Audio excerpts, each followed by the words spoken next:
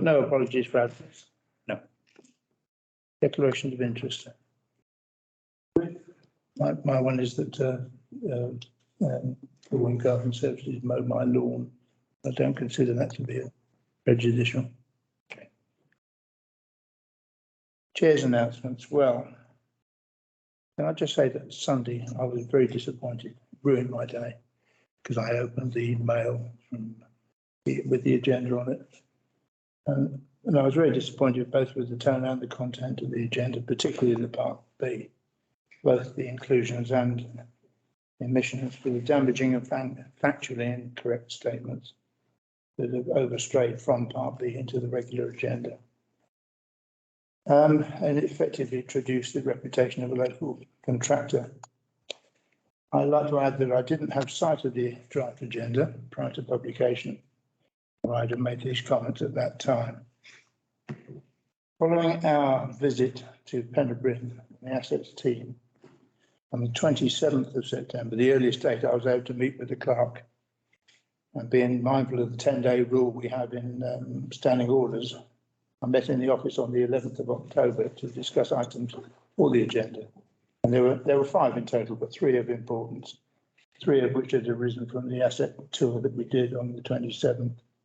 The 2 that weren't particularly important were to remove the non-council stuff from the mortuary and update the mayoral mugshots and engravings, because they're several years out of date now. But the important ones were, when we were up at Penderbryn, it was to deal with the hedge trim, the laurel trim, and to get rid of the trimmings, which would have involved expenditure, which we needed to, assuming that that was going to go forward, that would have needed to have been approved or have been put into the budgetary system, because that's coming up very soon. The other one, which was quite important, was we were minded to stop all hanging baskets on the basis that they were visually a waste of time, and certainly they're a waste of time in terms of money.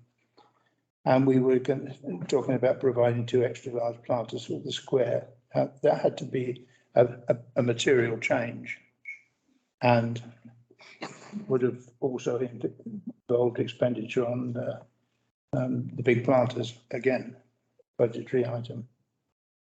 And the other thing was, and most importantly probably, was to investigate the replacement cost and style of the town hall chairs with new units, because I think it was generally agreed that although it was a WISO scheme at the time, and it had certainly shown up the benefit of a soft seat compared with a hard plastic one, the actual thing had not been terribly successful.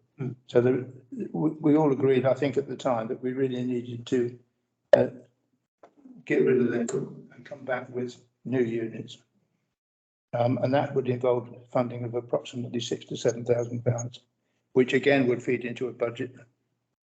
And it would need a conceptual approval. So these were important matters which didn't appear on the agenda. Well, they are all in the report, John. Sorry? They're all in the report, asset management. But yeah, but they're not, as I set out. Well, and they're not, and the other thing. They cannot say them on the agenda because they're all listed under the review asset management visits, site visits. No, you said that we're going to investigate. I'm talking about putting forward cash and a budgetary approval and a concept to get rid of the old ones and to install new ones. And that chairs you're talking about. Yeah, chairs. Yeah, which is in the agenda, John. If you're saying they're not on the agenda, they are. But what's on the agenda? Shall I come back to it? Well, it's an agenda item and it says asset site visits. Yeah. And it says that it mentions, I mean, either you want to take the report or you don't. I'm not sure what. Well, the problem I've got is that you worked a lot of nonsense into this, if you don't mind me saying. And it waffles around the thing. Okay.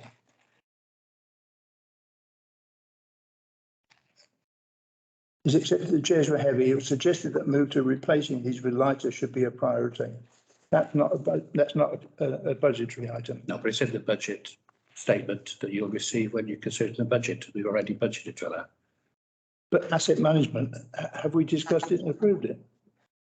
That's my point. The council approves the budget, John. Yes, I know, but we put things forward and it isn't. I did tell you in the office that already budgeted replacement chairs. I said that we needed to, yes, we needed to approve the expenditure and the concept Council that we need to do it. That's fine. You can endorse that what's in the budget then, can't you? When it gets to budget time. And the other thing was, as a final little item, before we move on, my end of my observations, is that when it comes to Pinnerbryn, you've made statements of fact which are demonstrably untrue. Well, so I will move everything to do with Pinnerbryn into Part B, so that we can discuss it at length, but in private without. It is in Part B. No, there isn't. Yeah, but you've made a statement here in the regular agenda. 3.1.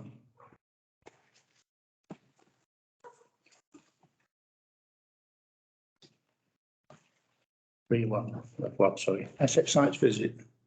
Paragraph 3.1. First sentence. Well, I don't see that factually correct from the site visit. I mean, that's just a matter of fact, isn't it? No, it isn't, because the work, I don't want to discuss it here now, because I want to move all of that into Part B, because then we can discuss it in private. Okay, that's fine. Right. So you're going to take 5A on the agenda into Part B as well.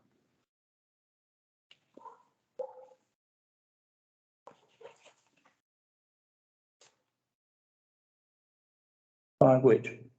Well, the agenda item 5A, asset management, asset site visit. If you want to consider that report, you'll have to take the whole report into Part B, if members are happy to do that. Well, we've already published a damning statement. That's my point. But what's the damning statement? Sorry. Clearly, no work had been done. Well, it clearly had been done. But it may not have been done to the standard that you wished. And as I said, The work is plainly been cut up there.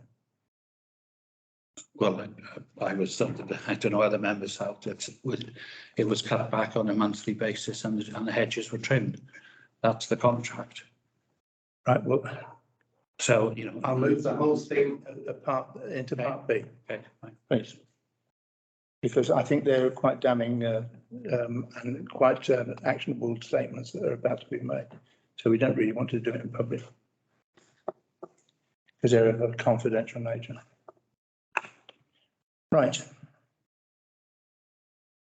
So, to authorise the chair to sign the minutes of the previous meeting from the committee held on the 22nd of September. I think you all had them. Anybody like to propose and take no objections? Those have been approved. Okay. In that case, we'll move on to reports. If you're going to move the whole of the report in rather than Centenary Square. No, we'd have to move the whole thing, John, if you're going to. Okay, in that case, we'll move on to Christmas illuminations. Christmas illuminations, self-explanatory, I think, went out to tender. Of those, 5 that went to tender, 2 come back. And Mega Electric Services Mould, who we've had experience of, did the Centenary Square lighting. Very competent company have come back with a very thorough quotation. So it's recommended that we move the Mega Electrics to the contract for the next 5 years. What is their actual role? Is it purely just putting the lights and taking them down? Is it? They will take them to. They will collect them, check them, bring them back, erect them, and then obviously take them down. We're also asking to check all the catenary wires this time, that they're up to scratch, that the mountings are correct. So all that will be done as well. So each year, they also have to put up a temporary or a new catenary on the bridge, but we won't be really leaving it up like every year. So that will be connected as well. So that's the, and then connecting all up on the town hall, all the Christmas trees go up and all the all around the square. How long does that usually take? Sorry. Takes about a week, takes about four nights, Okay. 4 to 5 nights, and then down is easier, obviously, Yeah. because you're not testing, yeah. Yeah. Okay. If we wanted to change the lights, would that be included in the cost? But this is just the erection of the lights and Erection taking down. This and taking down. separate. If we want to change something, we just add that and they put that one up instead, really. Okay. I looked at it and thought, that's an awful lot of money for some lights in the day, but you know, you take into consideration that it's just one man, 4 days. Well, there's that, and there's the highway. Yeah. You've got to have somebody on the ground and all the highway safety. I'm amazed at the cost, but there you go. Okay, that's prospect a bit. Yeah.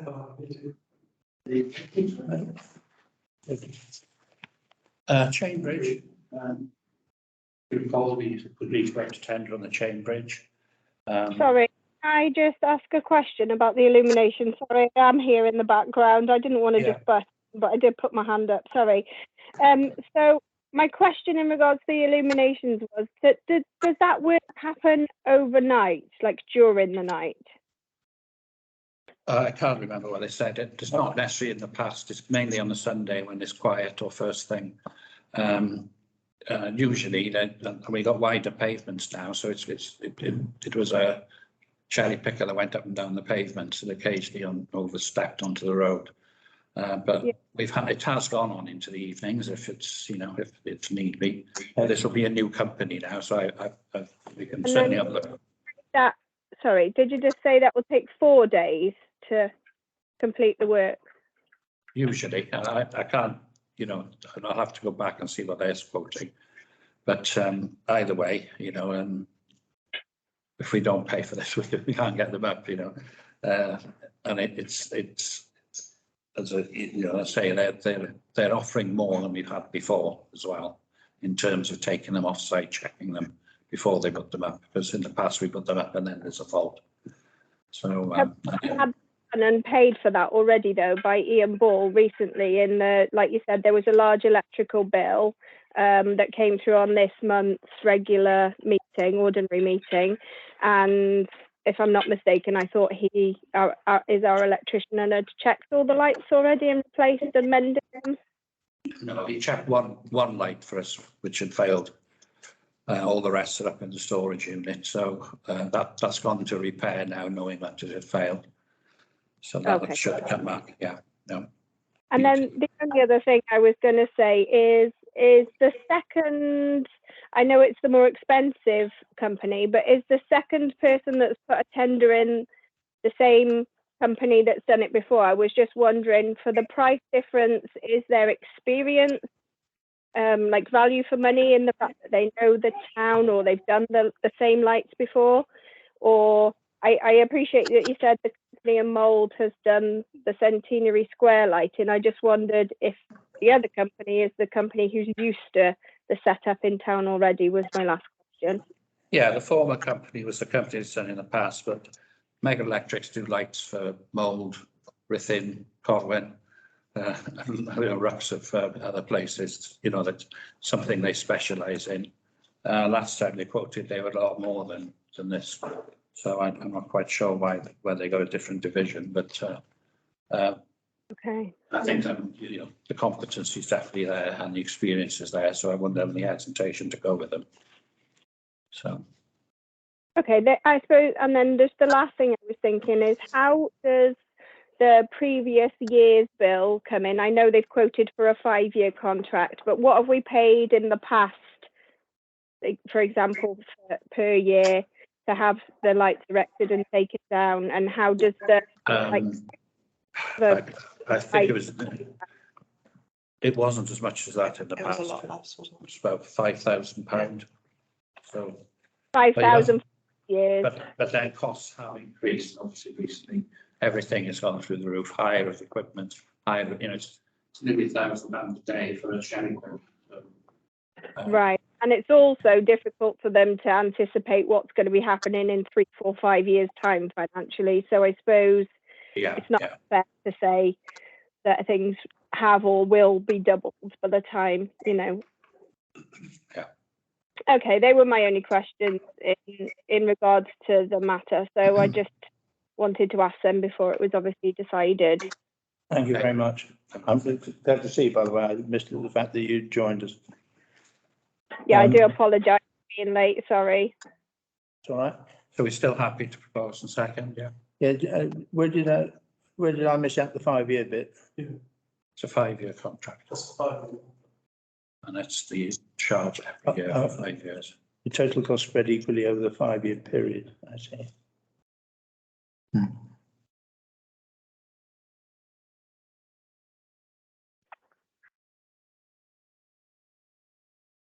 I said total cost spread equally, so it'll be £7,950 per year for That was 5 years. for the next 5 years. Contract guaranteed for 5 years, and that's probably why they're coming cheaper.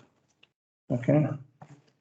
So is that then per year, or is that a spread So over 5 years? That's per year. That's per year over 5 years. And what did you say we used to It's- pay per year? It's 7,000 per year for 5 years, not. Oh, yeah. Right. Okay. Yep, that hasn't changed our recommendation. Cambridge, you were saying? Yeah, as you know, we went out to tender and had very little response. Jennings, you can see the 122. Jennings didn't want to take it on, said almost immediately. James Keith, they did the square. Engineering Tractors we knew, and Knights we know locally have not made any representations at all. But MWT Civil Engineering who do similar work for Denbighshire Conway bridge work. They did send out their bridge manager. It looks like going to the bridge is not the place to go because the way you read it, became ill after the visit. What I meant was he'd not due to go into the bridge, he was ill, but he was ill. And having done the survey work, they were a man down and couldn't get the tenders in. But they would be still willing to do the work. I've contacted them. It's pretty urgent because, you know, the priority two defects was the next 4 years, 4 weeks, and the rest within 2 years. So we're already getting close to 2 years now. So we can't really hang around. So as there's still an interest from one of the companies, recommended we suspend standing orders to negotiate with WT Civil Engineering to see if we can get the works done. So they've given us no indication of the likely costs, No, but but this is for the whole job. this is the whole job. This is, yeah, you know, they have said that they've identified some other aspects which they think were picked up on the survey, but we can talk about that. So it's just see what it comes in at. But, you know, there are going to be health and safety implications if we're not careful. So I don't think we can hang around and do another round of tenders. And close it again. Yeah. Well, yes, no, I think it's done quite well actually, and it certainly gets a lot of usage. And it's not widely known that it's as a result of our efforts, but I think a lot of people assume it's part of the hotel, but it isn't, of course. And since Llantysilio bowed out, which doesn't increase our financial burden that much over the period, I think it's still quite a major asset for the council. So those the proposition then would be to suspend standing orders and continue negotiations with the this outfit. MWT Civil Engineering at Conway.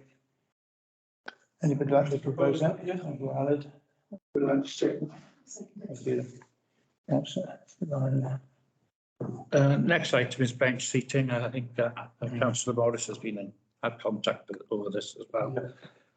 We were contacted just prior to lockdown, literally the day before, from the highways department about benches that were in disrepair.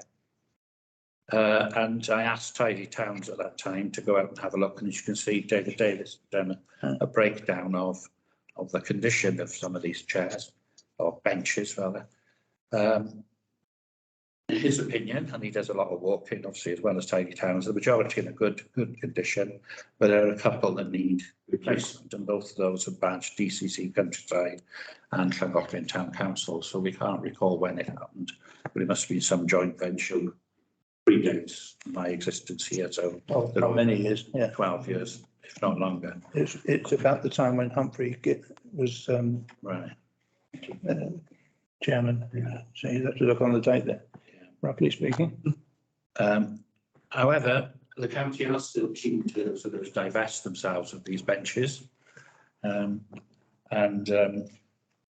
All of them or just those? All of them, and take up response to these assets. But replacement benches, I've got the image there of the Lonnie Stroke, so Dicewell and Donkey Hill, which are the worst, would cost £400. They're oak, slim oak style benches. And then I estimate perhaps £100, but well, as a donation to Tidy Towns, we'd probably put them in. The recommendation is that, you know, first of all, do you want to recommend we do replacements because they were badged originally with our name on of those 2 seats? And whether then, secondly, whether you wish to consider the financial implication taken on responsibility for all of the benches and letting the county council know accordingly. Obviously, you know, that means 17, 2 are good, and there'll be 17 that in time will need replacement. But whether you feel that's something you want to take on board going forward. Happened in 2 notes on his list that is being listed 1 on my spell. There's actually 2 on my spell. Oh, right. Which are both. Yeah, well, they've been there for the past about 30 years. That's as long as they're the ones that. Well, I mean, if we need to, then we'd have to add an extra, you know, the 2 on my spell to replace in the recommendation. I'm not sure that the originals were oak. No, I think they were tannalised with pine, in which case your estimate of £400 is yeah, I mean, widely exaggerated. We could get it. It's longevity really, isn't it? Yeah, well, most of them tannalised come with 15-year warranties. I mean, I've got 2 that I just pulled off the internet. A 4-seater, which was 112 quid, and a 3-seater, which was 74 quid, both with 15-year warranties. So, I mean, you can buy that. You can buy an oak one. I'm sure how long a £75 bench is going to last. As long as it's tannalised timber. Year warranty. But an oak one is, even so, you can get a lot cheaper than that.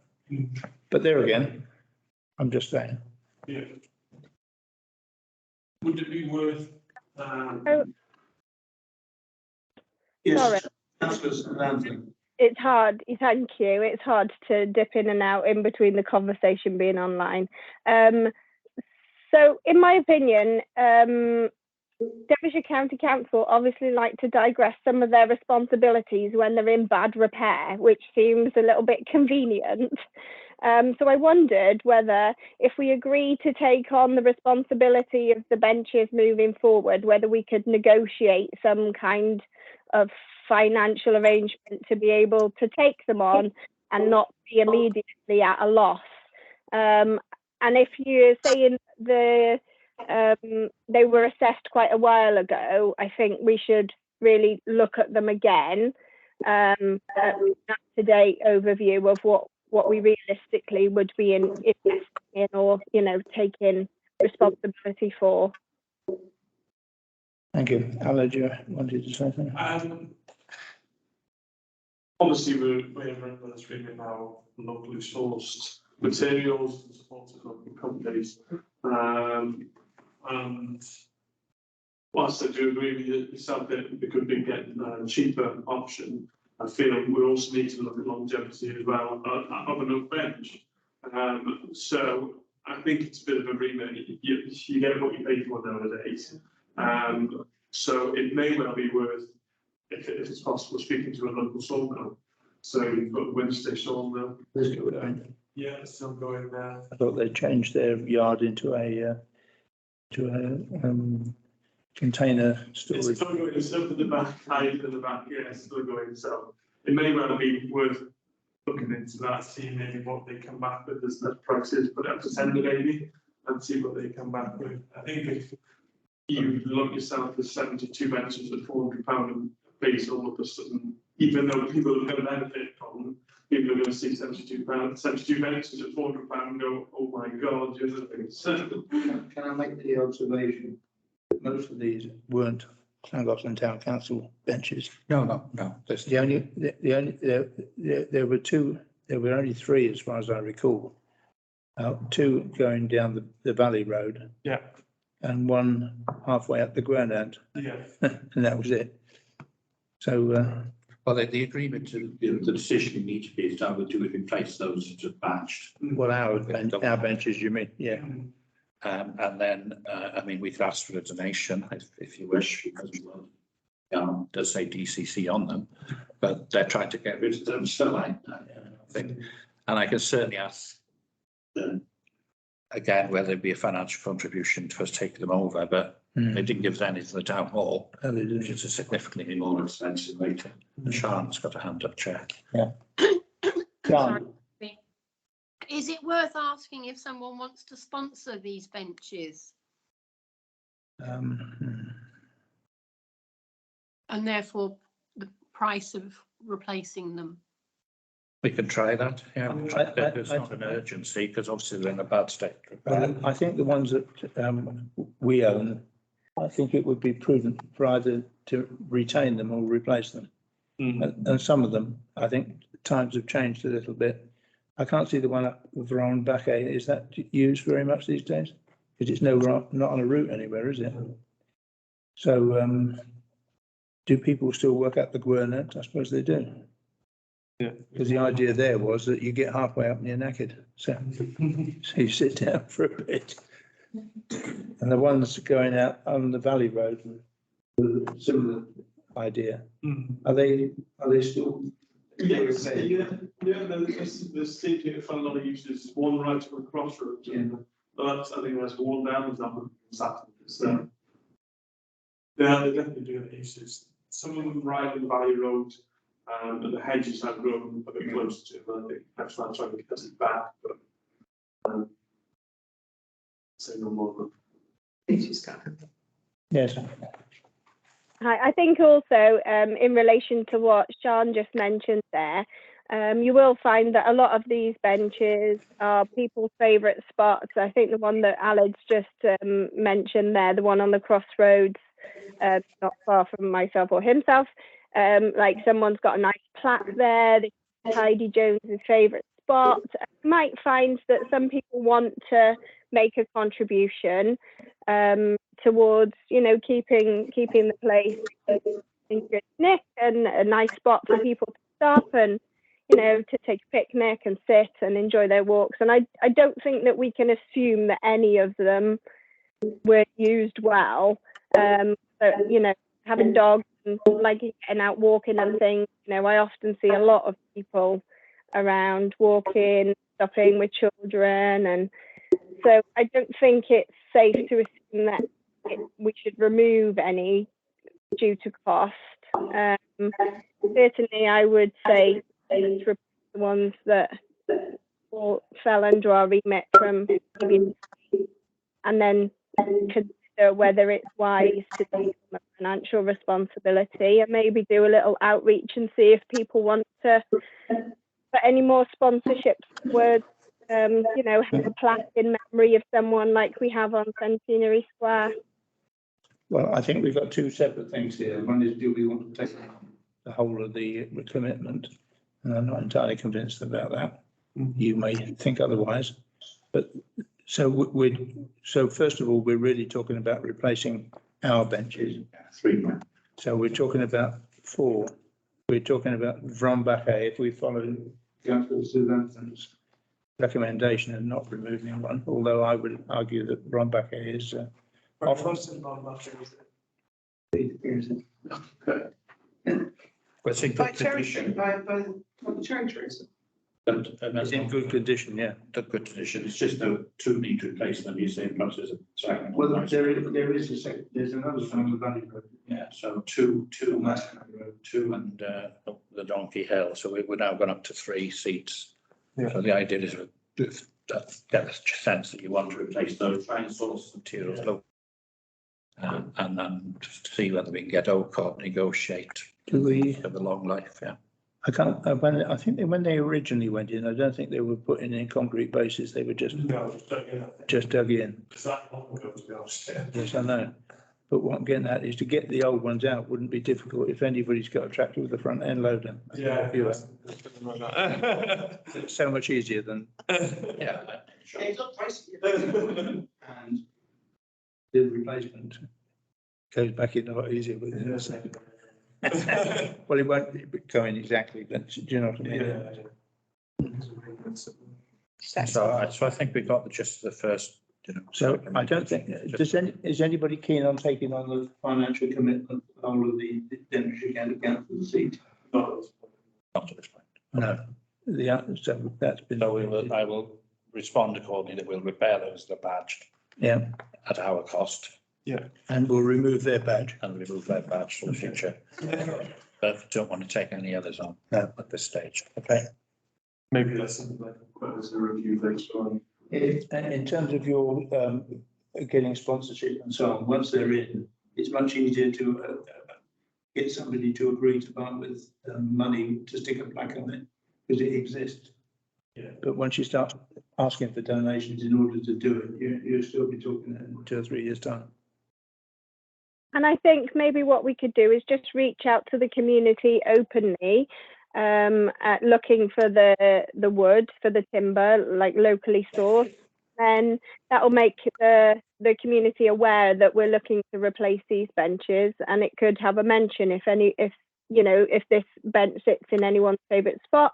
If they would like to get in touch, we would welcome a donation to put a memorial plaque. And then if anyone gets in touch, that's fine. And if they don't, then they're bought and paid for. And it's no skin off anyone's nose, is it? But a donation's either gone in, and maybe it's, if we got a £20 donation off all 4 benches, then that can go towards tidying something else up, can't it? Or I take your point about subsequent donations, but I don't think asking for timber is going to work somehow. No. I'm saying when we reach out to the local timber merchants, or just reach out to the community and say we're seeking to purchase some locally sourced timber, then also, we can also say if anyone would like to have a memorial plaque, then that's also an opportunity. Yeah, okay, we can do that. I'm more of the view that we install them and then ask if you want your granny's plaque on it, it's going to involve a donation like we did over on the seating opposite. That worked all right, didn't it? Yeah, that worked well. Yeah. We'll do a similar thing. I got the money before I got the bench, didn't I? Well, benches were ordered, so. Right, what are we on to now? We're on to town hall Fees and charges. Obviously, we need to review the fees and charges. Rentals are fixed, unless we've come to a rent review period, which shouldn't do for a while. So we can't touch the rentals, but obviously the hire of town hall is something that we have more control over. We have traditionally put it up in line with inflation, and as you all know, CPI in September was 10.1%. So I've attached in the annex there a breakdown in package of tariffs, what the inflation is, what the actual figure is, and then round it up really to make it easier. So there's the first element is that we agree that we raise the rates with a line with inflation. We're no different to anywhere else. We're all still suffering from not fully getting the bookings, although they're coming increasing. Charlie knows we are getting back to sort of former lockdown levels, but we still have the facility to maintain and keep running. So we're no different from the cost of living aspects to be shielded. So there's no rush down really way. We shouldn't increase by the current rate of inflation. And then secondly, since we took on managing the facility, we have inherited a discounted rate, as you can see. So we've got a rate of 25% less commercial rate for private parties, function sole traders, and a 50% discounted rate for charities. That applies not only upstairs but also on the chamber. And I'm just asking whether we think those rates are appropriate, because they sound, I'm not picking on particularly, if you take the fringe cost, the commercial cost of the bookings, including the time they're setting up and everything, was 4,486. they actually paid 1,726. So that's, a lot less than 50% because of the way we structure it. Operatics, lease and performance, 5,286, actual paid 16898. So that's £355, £3,588 subsidy really. So whether we want to perhaps go to slightly different rates to try and get more money in. Belatedly declare an interest in as a regular user of the town hall.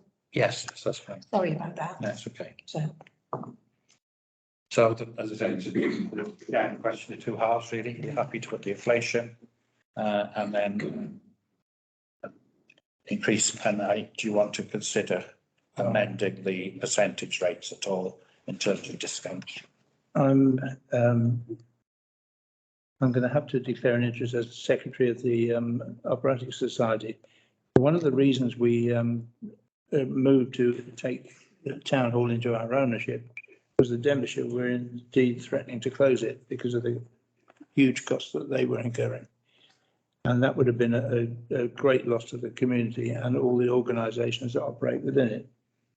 The general premise was that if you were a local community organisation or a charity or a not-for-profit with the emphasis on local, then effectively the town hall was being used for you rather than, and so on. So the problem you've got is that are you suggesting in what you've just outlined that the current rate for charity and non-commercial is what? Discount rate is what, 100?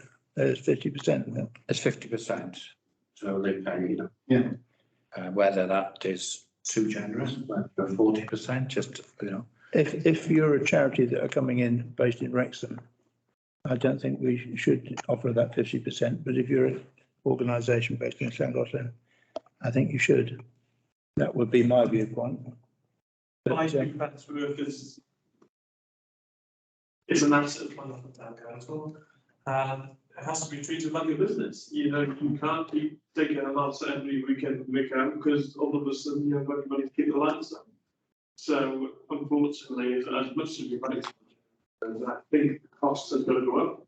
Price of heat's gone up, price of electricity's gone up. Everything's gone up. So to expect the prices to go up. So from my point of view, I've got no problems with increasing the price. So no, I'm right, but if you're talking about changing the discount rate, that's when we come into a discussion.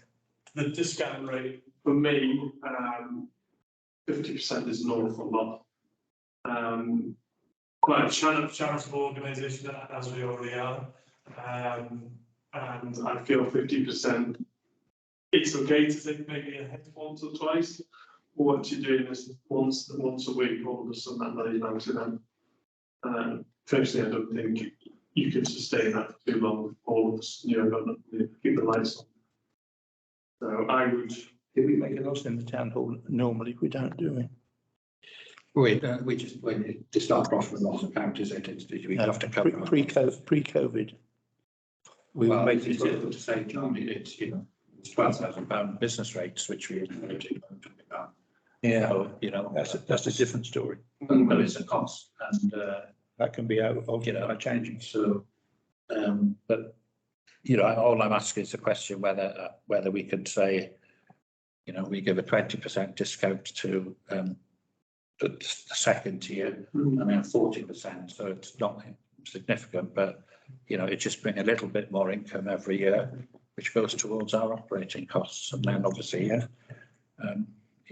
because at the moment it's the ratepayers as a whole that also pay to maintain the facility, and not those that technically are using it.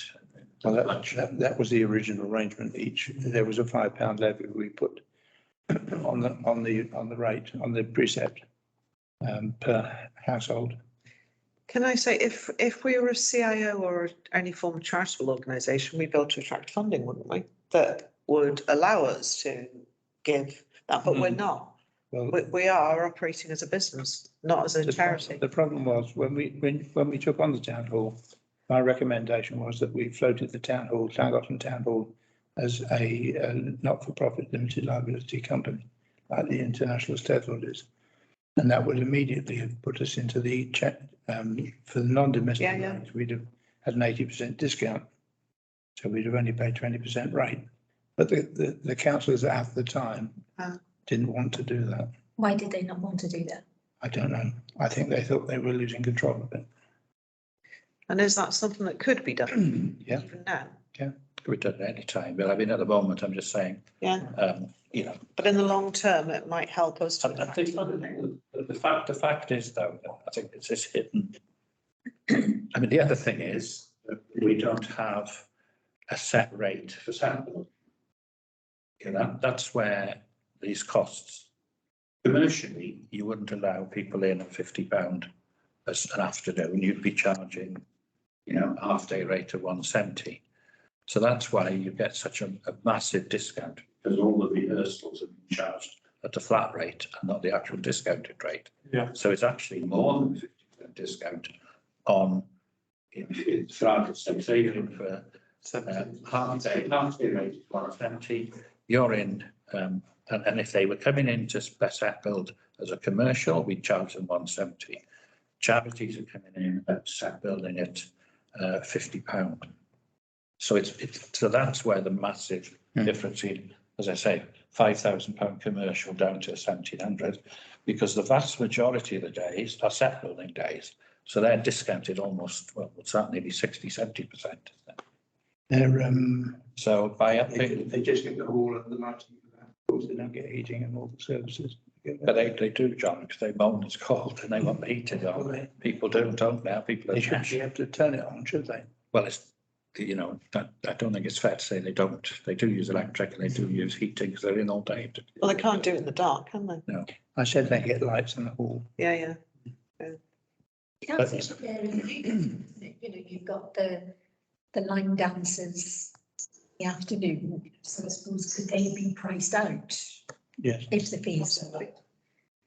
For the cinema, you know, 1 month we could have 15 people in, the next month we have 120. So our cost, you know, I suppose one would then pay for the other.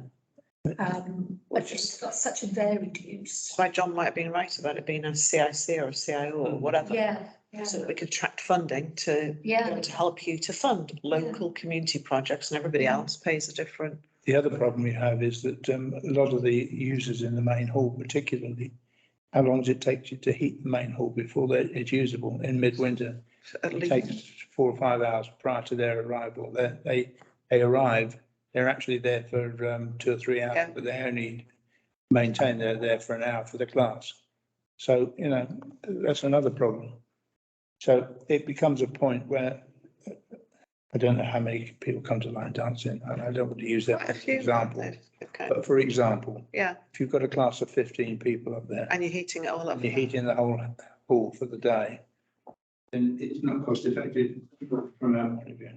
I mean, the heating is more efficient now than it was, isn't It's it? much more efficient. I think it's, yeah. It's perhaps a We fair would be discussion. charging far more to cover our heating Yeah. costs and everything. So I thought that, Yeah. you know, even at commercial rate, I don't think we're covering costs, and then we need to do a full analysis of that. Yeah, I just feel whether these arbitrary things, perhaps as a halfway house, that we increase the set building to be closer to, you know, what it was, 170. So 50, 60, £70, do we make it 60? At least that's a little bit more. So we just increasing the cost of that element. That would be increase our, you know, give us a little bit more towards that gap. But you're still keeping the total rate, because that's an arbitrary figure. That's not related to, because I try and work each one proportionate to the, you know, the daily rate, and you've got half the rate. Then the hourly rate is based on 8 hours to all of the daily rate, and then you've just got this, you know, £50 set fee, which was 13 and then went to 35. Yeah, well, set building is one thing. Rehearsal fixed fee per session is entirely different, because if you've got a rehearsal going on, you would expect the people in the hall would expect heating and full services, wouldn't they? So that would be Yeah, but all I'm saying is if we just made that, if you're happy just not to increase the base, for example, and just allow perhaps that we increase it to 60. So that it's an extra, £10. Councillor Suzanne has got that at least will go to reducing that cost. Yes, Councillor Suzanne. Thank you. Do we not think it's a wise decision to assess the energy rates at this point before we agree an increase? Because then potentially we've just got to put forward a second increase. I mean, we can't be expected as a business to run at a loss. So I think I would feel a lot more justified in putting the price up for people like local charities if it's literally to cover our costs. Than just to see it purely out of an inflation point of, mindset. If we actually looked and broke it down based on, like you say, if it's an hour class, we need 3 hours of, energy consumption prior to the class, including the hour that they're paying for. I think we should really sensibly factor those things in. And assess. We've got plenty of data. We've got the increased price and energy prices. A lot of these long-term users that we're talking about, operatic and the dance classes, we've got enough data to be able to crunch the figures on what that's actually costing us. And then maybe we need to discuss with those groups the reasoning behind the price increases. Simply to put it down to inflation, to me, when you're working with local charities, doesn't necessarily always ring true, but everybody's fully aware of the energy increases that are happening, to everyone. So if we can go back with some data that would back up our reasoning behind these things, then I think I would feel a lot more justified than putting the price up based on, an increment and then realizing, hang on, we're still running at a loss and we're absorbing a lot of this. Maybe it's that 1 hour classes that require 4 hours of energy, like you say, are just always going to be running at a loss. You just can't charge that price for the space per hour. Now, obviously, there are other spaces locally that could be used. So ultimately, maybe the town hall would be better running only on half day, or I just think we should crunch the data before we implement a price change that's going to affect some of our users than to do it twofold. I think to take that approach, which is a financial one, would result in a lot of the people not being running summer classes only, and we'd end up like the church. They charge you so much for the heating on top of the hire for the funerals, aren't they, and so on. If I could just point out, well, on the heating, we're on fixed rate till the 7 years time next year. Yeah. Next year, if when the budget will come in front of you, there's a substantial hike in energy costs to try and preempt, maybe way over, but this isn't about energy. Our costs are still fixed there. You don't take the inflation hit or pass it on. You see, £4,000 or £5,000 costs for installing lights going down to 79,000. Maintenance is going up, materials going up, and that's why if we've got to, I think we've got to take the inflation, unfortunately, just to make sure we have sufficient coming in to cover those, because our costs are going up on the other side on this equation.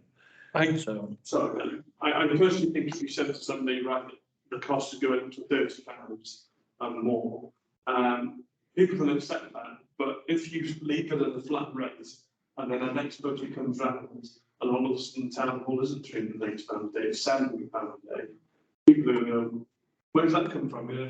So little by little, I think people can understand.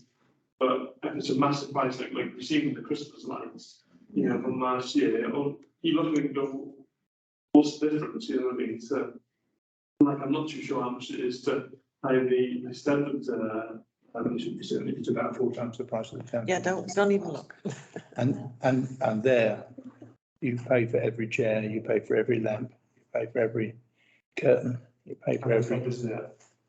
I mean, it is a public building, and we are, Yeah. Yeah, that's why I shut most of the year, yeah. you know, we appreciate it as a civic building, and, I'm not saying we shouldn't just.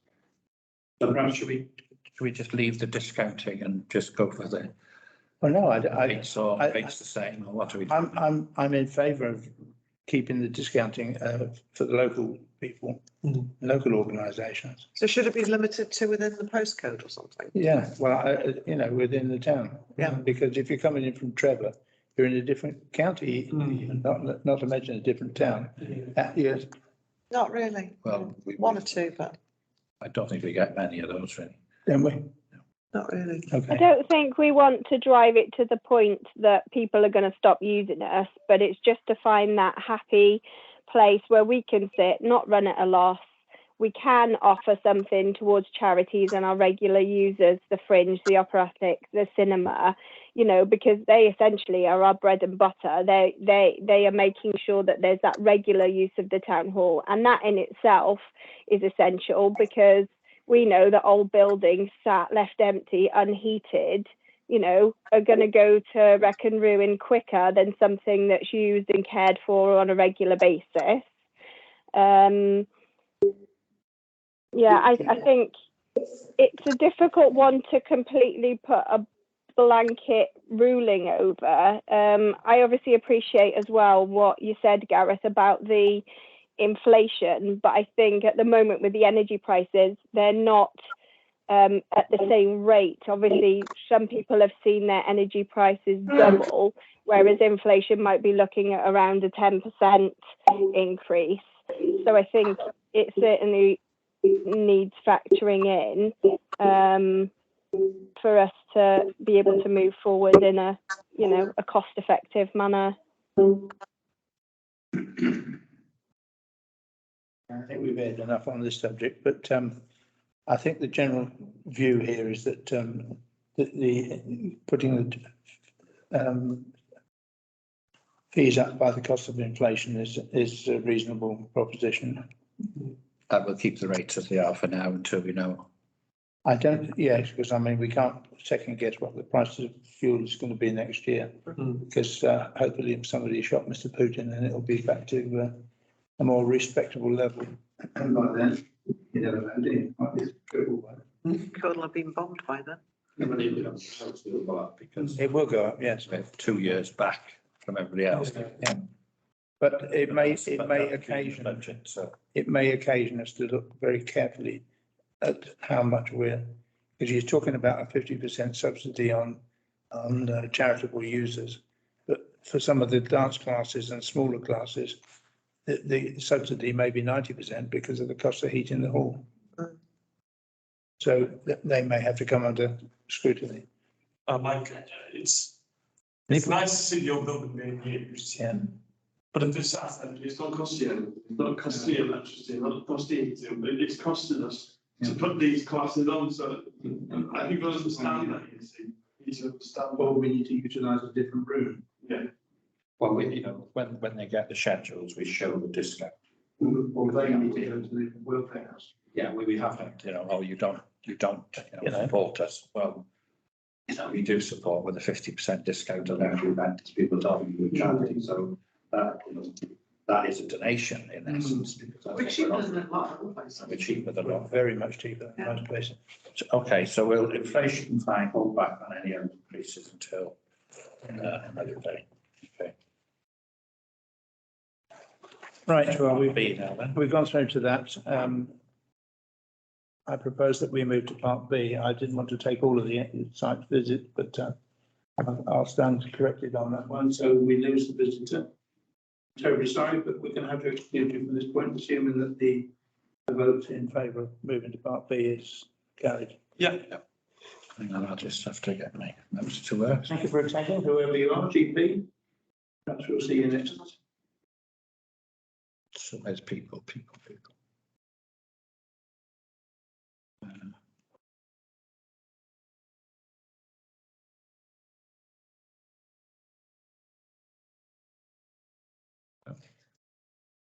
There you go. You know us. Okay. We don't know who it was. Right. There's two reasons why I wanted to go into part B. I didn't think of the whole thing, but the reason we're moving into part B is the confidential nature of this. There's been considerably the suggestion here in the works contract, particularly groundworks contract for a decision, is been put forward by the clerk.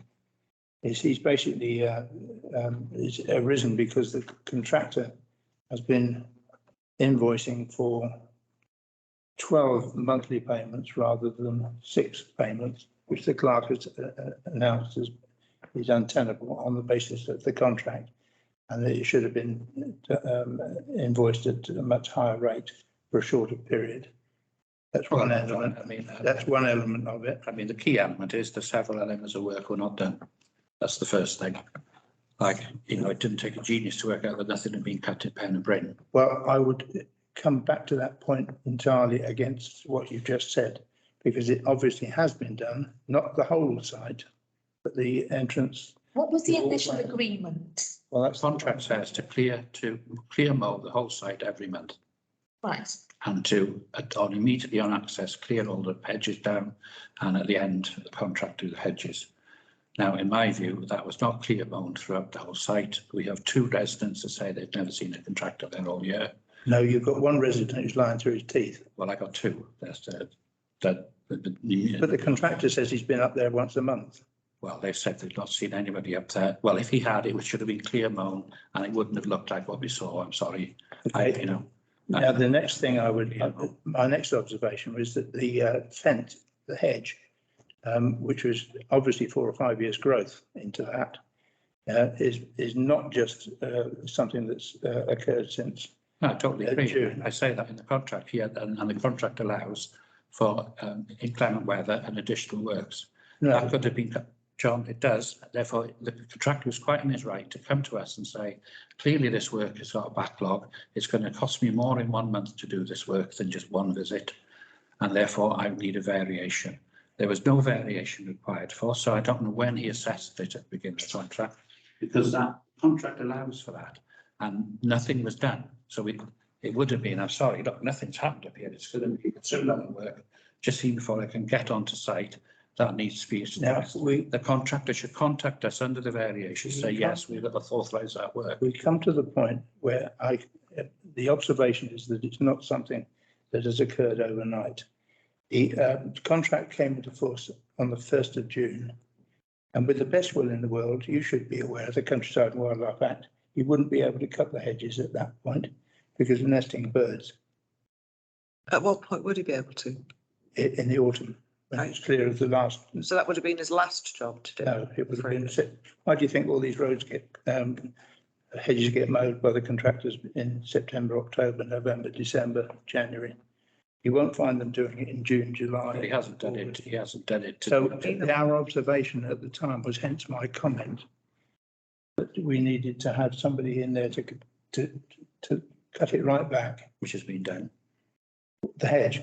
No, not the hedge. I'm talking about the hedge at the moment, and that it needed to be somebody who could do it with the option of chipping it and removing it from site, because we're not talking about 3 or 4 months growth. So that's one area, and that would have needed money spent on it. Can I just ask then, is that all that information being forwarded by the contractor to either of us to see that that's As what far he's as I doing? can make out, you have been in touch with the contractor. I suppose. But has he forwarded any of that information to you? Well, you asked for a monthly plan, didn't you? Which you I haven't never heard provided anything. us with. isn't it for the contractor to get in touch? Yeah. The contractor to go to the site. And to get in touch with us if he says there's a problem. He maintains that he received contrary information from the that Muriel didn't wish it to be cut. But that's nothing to do with him. He doesn't take instructions on it. No, But then we come back to the next point about his payment. Because when he took on the contract in June, he asked for it to be in 12 monthly payments, which the clerk did not respond to. No, because the contract says it's got to be paid monthly during the duration of the contract. But don't you think it would have been sensible at that point to say, no, Mr. Sweetman, we don't take it in monthly things. We wait, we expect you to invoice. Well, I don't know if this contractor expects me to do. It's quite clear. Everyone understands and every great respect, this contractor worked this before and that's how we paid before. And, you know, he's supposed to itemise everything that's done. We've just got mowing and whatever. In which case, why do you have a contract? Because if he specifies everything he does each time, each month, No, he then doesn't. that makes no nonsense of that. Well, how do we assess what he's done?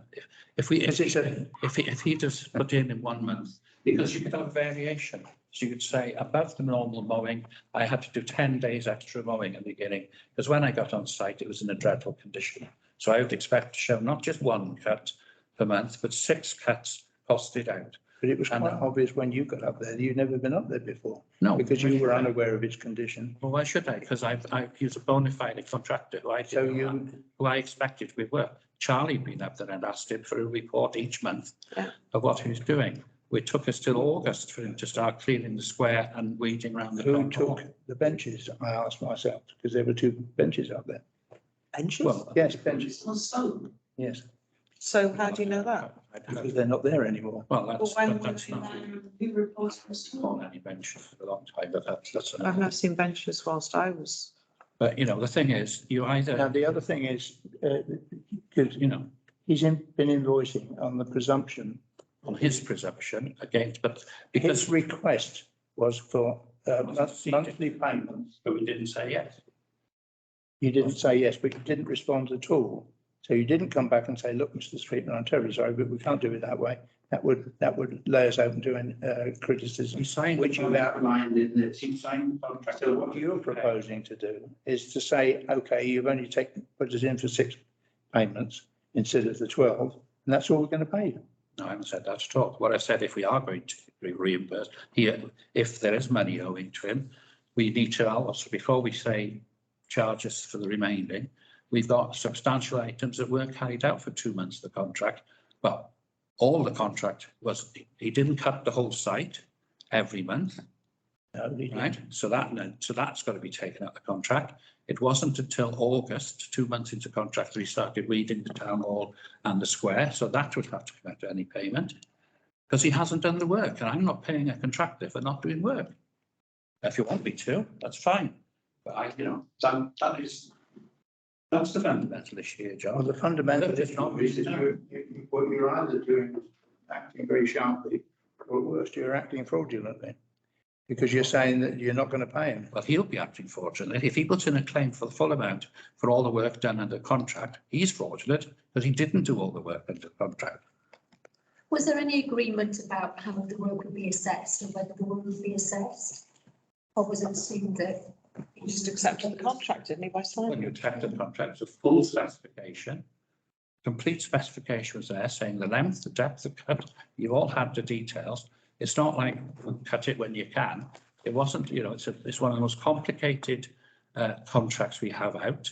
It says exactly what the level of cut is, and inclement weather, about the watering of the plants. He asked and asked and asked. I got the advice from Derwent College, who said that top watering is essential for a few weeks in, and it was a really hot period. It was. Again, if that meant more top watering, there's an adverse weather condition.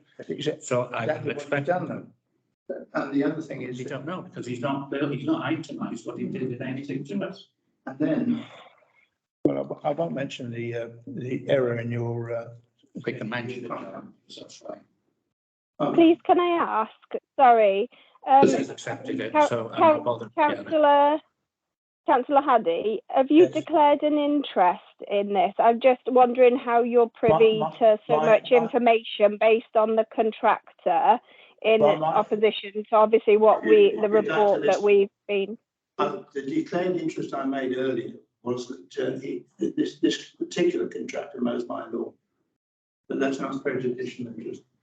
I'm chairman of the asset management, so therefore I'm pursuing that now. Because I don't consider what the clerk is proposing to be reasonable. Now, the other thing is that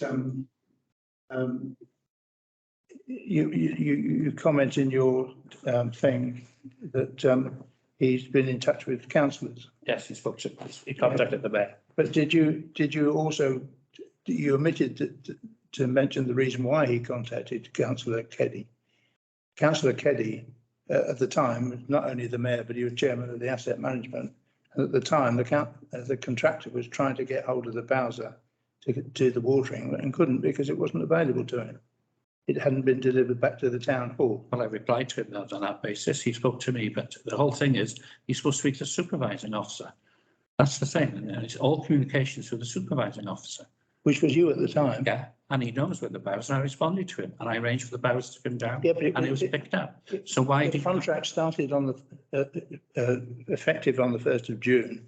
He was awarded the contract 2 weeks prior to that, as I remember, at the meeting at the May meeting. Yeah, John, this is a red herring. No, it isn't. It is a red herring. Because you've used it as an argument again. Yes, because he's not supposed to contact anybody except the supervising officer. And he should not be going beyond the supervising officer. Councillor Keddy was the chair of asset management. But he's not the supervising officer. No, but he couldn't get a response from you. That's the point. Well, I did, you could say that. I spoke to him several times, but what has happened with the fact that he went and spoke to me, who was not the supervising officer on the contract? He's looking for the Bowser and can't get hold of it. But what's that going to do with him contacting? Does that mean, so you're admitting he contacted somebody, not just the supervising officer? Well, you know full well he did, because Keddy, Councillor Keddy. And the contract says do not speak to anybody except the supervisor. Do I have to distribute the? Yeah, you can distribute what you like, John, because I'm not disputing he spoke to councillors. I'm saying he did, and he shouldn't have, because the contract is specific that you only deal through the supervising officer to not cause any confusion. My whole point in this argument is that I don't think you're treating him very fairly. You may take the argument that his work is substandard, okay, but what you're talking about is knocking back 6 months of his 12-month contract. I haven't said that at all, John. Well, I've not said that at all. Yes, you did. You said that in the office that his last payment was the last was the one that is currently going through. I said, I've said to you, yes, it should have been, and he's been paying at £400. Yes. Right? That was his decision. Which is 12 instalments. Yeah. Which he asked for. Which he asked for, wasn't agreed to, because it's in the contract. And that way that he wants, if he wants to spend over 12 months, that wasn't offered to anybody else in the tender procedure. People are tendering on the basis of a short period of time to make money. And that could significantly change, like we just said now, why this new tender on the bridge, illuminations, why Mega have come in at a much lower rate than they did in the past, because they're seeing it as a 5-year contract spread over. These contracts were specific for 5 months, one every 2 years. It's a different ball game then, and we haven't offered that to anybody else. They have tendered on the basis that they get a fixed amount over a fixed period of time. And it's not for us to do the cash flow with other people. No. People are to bid on the contract and then they should stick to the contract. But on the contract is specific and he signed it. But on the 5th of June, when he requested the 12-month payment and you didn't respond back to him, do you not think it would have been better to have said, I'm terribly sorry, but we can't do this? Because it's not a condition that was allowable under the contract, and that should we grant it to you, and you've quoted in here, this would justify the judicial review and award of the contract. Can I say something? I would, yeah. While I speak, I just want to say that my dealings with him were not very easy. That he was quite dismissive and rude and misogynistic, and told me. I don't find that amusing, John. Well, neither do I, because I find you're getting down to tittle tattle in there. Well, no, excuse me, it's not tittle tattle. I directly referred it to Gareth because I wasn't happy about the way he spoke to me. But you know what? I'm a big girl. I can cope with that. But he tried to tell me that he was not in any way responsible for doing the curtilage of the town hall, that it wasn't in his contract, and it clearly is in his contract. And everything that you've said up to this point indicates that somebody, mainly the contractor who took on the contract, didn't properly read the contract. And it really is quite simple. Everything that he is required to do is written into the contract. It's indisputable, and the payment terms are also indisputable. So in defence of Gareth, I'm not sure why he would need to respond to that.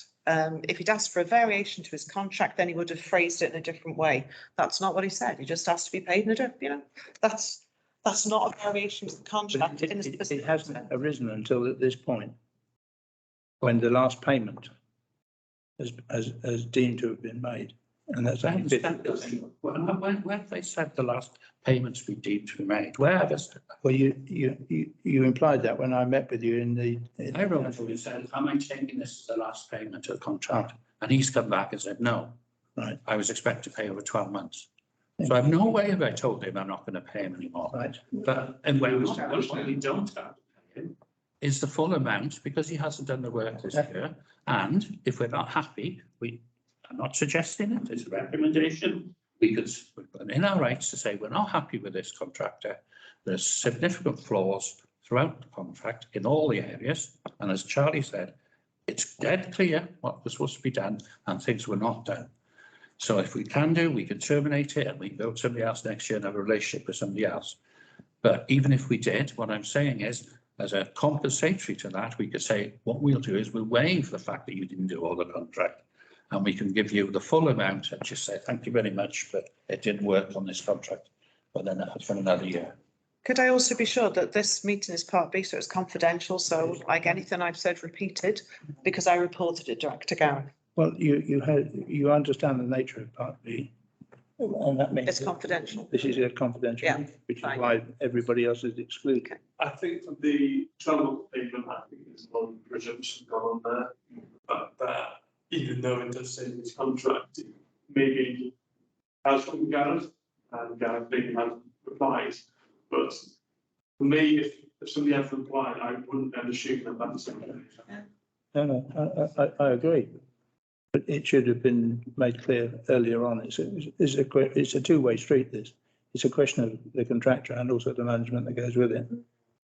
Now, one of the important things one of the reasons why I wanted it to be, as I brought it to you, as a discussion for inclusion on the agenda. And that was our decision or our suggestion, and it's tied in with what we're talking about, that we would have no hanging baskets throughout the town. You counted that in your thing with around the town hall. Because our general view was that they were a waste of time and a waste of money. And well, I spoke to Paul Moss. I mean, you know, I make recommendations. You use them to decide. I feel that rather than, you know, go from 24 hanging baskets to 0, I think we can make a nice feature around the town hall, lower level, bring them down a bit, more visible. And that would be new, but that would mean we'd have some. The town hall would be a lovely pick with the trees, the square. That's just a suggestion. If you don't want any hanging baskets, you don't have to have any hanging baskets. Because that would occasion a major change to the contract. So that's why it was important that we considered it. But I think but that's going forward. And I think if we're going to add on the planters on the square, the compensatory amount of time, because we're talking watering here. The cost saving is with planters from Durban. That's where we get savings. But I just think I think the town hall would be a really attractive feature in the summer. Lower down, easier to maintain. We've got new wicks again. This was a bit of a shame they're re-wicking them, but that's a choice. We haven't been able to put them all up this year because the brackets are damaged, so they didn't want to take the risk. But if we've got new lower level brackets up quite a lot, we get nice. That's all I was feeling to compensate. And then we could, that would reduce, say, 24 to 12 or something like that. Say 6 on 4 and 8 or something, or 6 and 6. And then we'd get the planters on the square. So, that would hopefully, whichever contractor we've got, we would say to them, this is a variation. We'd have to reprice it. Either up or down. If they said, well, it's a bigger cost. Well, it wouldn't. It'd be a lesser cost, wouldn't it? Well, that presumably, but we can't say that they might, the current circumstances, who knows what they'll charge. Yeah, it's still got to be repriced and agreed, so yeah, so that's where we got on the Centenary Square.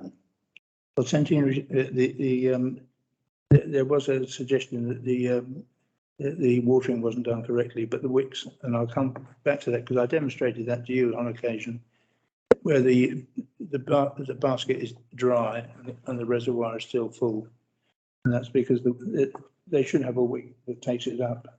And if it takes it up, I'm going to the horticulturist, but I'm not an expert. Because the root growth hasn't penetrated down into the main bulk, there's not sufficient suction. The width might wick the middle, but that's why they got to continue to top water for a long time. But that is. I told you about that in June, didn't I? About the fact that. Yeah, but that is a situation. I passed on, relayed the information to the point saying if there's anything that's unsightly, please let us know and we will withdraw and take them down. And nothing's heard since. So all I can do is give advice from the horticulturalists, which is, more water is required.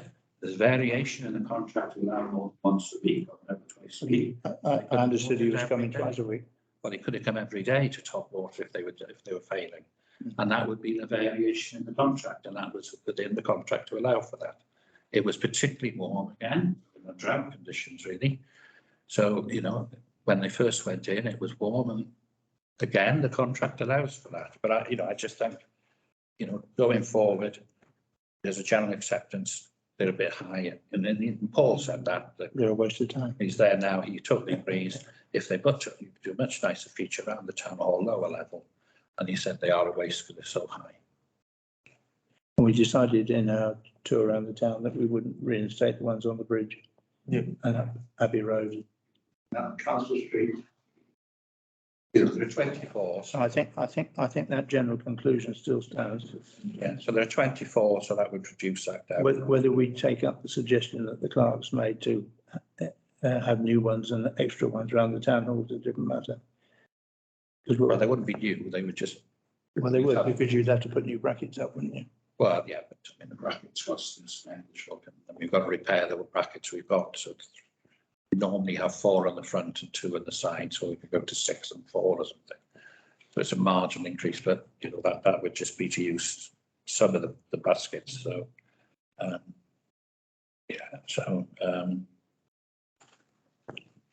yeah. We're still left with the situation at Penderbryn about the hedge, because that needs to be cut back fully and chipped, and it has to be done before the spring. Yeah, and that can be done. That's not a problem, but that will be done by Who's going to be doing that? community service who are not. Because it surprised me that we inspected on the Tuesday, and on the Saturday you had them in. I'd already been speaking to them. It wasn't anything to do with your inspection. So you already. It's just a case of them coming to, because they need the work. We needed the work doing. Simple solution. No point sitting around waiting. No. I don't know if I mean, that's another thing that could be taken out of the contract. They could come every year and do. They said they'd be happy to come carry and do on it doing regularly, it anyway. cutting back, but that's another thing. So that could be, but it's reliant on them. But to be honest, we felt a bit obliged having had the neighbours there. The condition of the place was deplorable, really. So well, it is. Well, I don't disagree, because from what it used to be, which was a nice place to sit and to contemplate the world going by, what it currently is the world apart. And it's I wouldn't go as far as to say it's a disgrace, but it's not a very amenable place at the moment. And those pictures are just after one weekend, and they've been they're going back again. Yeah, I mean that was kind of more or less Yeah. before they came in, and then they've been 4 times, I think. Yeah. So and they're pleased that. So how are they? Are they going to? Are you suggesting they're capable of cutting the hedge? Yeah. They're now. Yeah, they've got. And they're going to chip it back, or? No, we're not going to chip it. We're coming with a different solution, which is thinking of creating a mulch, corner, as we said. which is what Paul, the horticulturist. You're going to mulch it in situ. Yeah, but we're going to build Use some of the wood to build like a store, and then put the mulch in, and then we can just allow it to. and it all gets weighted down, and then it just attract all the bugs and all the rest of it, and it'll take a long time. Increasing But it biodiversity. will eventually sort of, and then we can perhaps use that for planting later on or whatever. Just increase the. I mean, and then biodiversity. actually we could be using some of this soil and stuff as well on next occasions. But because they're, Problem then, you've got to transport it up there, yeah. no, we haven't got to transport anything. The whole point, well, that wouldn't be so difficult. Because Paul's they've got vehicles, they'd be happy to drive off there if we needed to use it. But it's all about, so that makes it more environmentally friendly. We're not asking someone to pay to put diesel in to drive up there and take it away or whatever. Or hire a chipper, because these are all things we'd considered. So they can cut everything up smaller and just, they'll put the heavier stuff on top so it mulches everything down. Compost. Yeah. Yeah, and that seems like a really good solution, zero carbon footprint and all that. Yeah. And all the naughty people are getting some, well, Are we going to go through acid site visits then and then come back to Penryn? I'm not sure. Well, I think we'll deal with Penryn first, I think, Okay. because it's a general principle. And then we'll come back to all the site visits. So I don't know what you lot think, but I think I think it would be improper for us not to honour his contract, whether we continue with it or whether we need to amend it on the basis that he hasn't been able to do the work up in Penryn that we were expecting him to do. Because it's just a short window now. It is a very short window hedge cutting, by the way. Yeah. And we've pretty much come to the end of his contract period for this year. Yeah. My point of view is, from when I went up there, it was quite obvious that not a lot had been done up there. Yeah. Maybe the main strip of the road taxis has been done, if you do that himself, but not much else has been done there. So if I was a paying customer and I was paying somebody £4,000 to do that, and that wasn't being done, I would be really pleased about it, and I would be saying to him, thank you very much for what you've done so far, but I wouldn't be taking the contract for the next 12 months. Okay. What about the, because the bulk of his work is actually watering and that side of it? It's a difficult one. You've got to trust him on his word, that he's been around and done it. Saying that, he said he's been up to the Penryn and done the work there. But he said he's been up there once a month and trimmed what we saw. It's all somebody's word, you know what I mean? It's what I used to do in my previous job. You'd go to the job, take a picture before we start, and take a picture halfway through and a picture afterwards. And you can't argue with pictures, you know what I mean? But you're purely doing this on somebody's trust. Yeah. It's a difficult situation for you to be left in, really. Yeah. I would say pay what he's owed for this year, cut your losses, and seek another contract for next year. I don't personally have a problem with that, except we need to be a little bit more fly this time, because we need to spread it a little bit further than we did last time. That will make it much easier for people to apply. I'm sure there's quite a few out there that could do it. There's quite a few companies that are able to do. we kind of wanted to stay with a local company, didn't we? Wasn't that? We try and keep things as local as possible. We do well for at least 5 or 6 tenders. You don't really have to do 3. We always try to get 5, and as you see from the bridge, that was trying to keep it local. Conway, Wrexham, Trousfynnydd, and nice construction for there. I don't know why. It would seem from the tone of this document that the contractor and management have reached an impasse, really.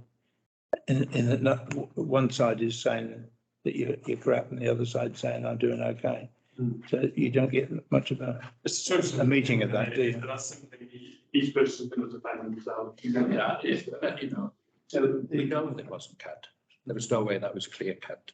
It didn't say clear cut. He said is up there and clear what was there. It's in the contract, John. I'm not going Yeah. But it says to be clear cut the whole area. Clear cut the whole area each month. Right. Now, if I'd have gone that down and the whole area had been cut, I'd have seen what the pictures we're seeing now. The whole area clear cut That was not done, John. No, And you didn't need to. I'm not arguing that it was. And no, weeds were growing until we contacted you on the 20th of July. So there's another 2 months there when nothing was done. And that was clearly in the contract. Okay, the watering. So, You've got to go with the We watering. can't argue about the Sorry. watering because it was very hot I- and he may have done additional. sorry, I tend to agree with what Councillor Morris was also saying there, you know, as a paying customer and with a hard and fast contract in place. Obviously, I appreciate that Councillor Haddy's requested that we honour our side of the contract, but it would seem evident that the contractor's not honoured his side of the contract. So it's a difficult one. I'm not 100% sure with what you're saying in relation to the payment. So I think I've got the gist that he's asked for 12 instalments opposed to 6 instalments, but it's the same amount of money overall.